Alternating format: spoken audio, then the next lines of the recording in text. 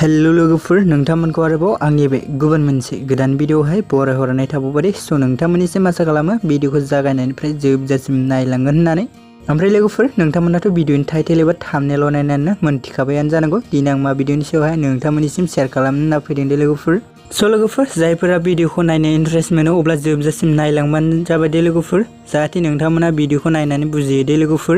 ओमफ्राय लोगोफोर नोंथांमोना बेबायदिनो गोदान मिउजिक भिडिअ आरो आबुं बर' सावथुननि सोमोन्दै मिन्थिबाय थानो थाखाय नोंथांमोना गिबियावनो आंनि गोदान चेनेलखौ साबस्क्राइब खालामना खाथियावनो थानाय बेलनि आइकनखौबो अल प्रेस खालामना लाबानो जाबाय दे लोगोफोर, जाहाथे आंनि गोदान भिडिअनि नटिफिकेशनफोरा नोंथांमोननि सेराव थाबैनो सौहैयो दे लोगोफोर। स' नोंथांमोनाथ' भिडिअनि टाइटेल एबा थाम्बनेइलाव नुखादोंआनो दे लोगोफोर।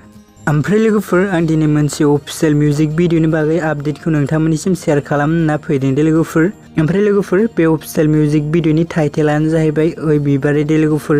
ओमफ्राय लोगोफोर बे मिउजिक भिडिअखौ अबे चेनेलाव आपल'ड खालामदों होननानै बुङोब्ला अथुम बसुमतारी चेनेलाव आपल'ड खालामदों दे लोगोफोर।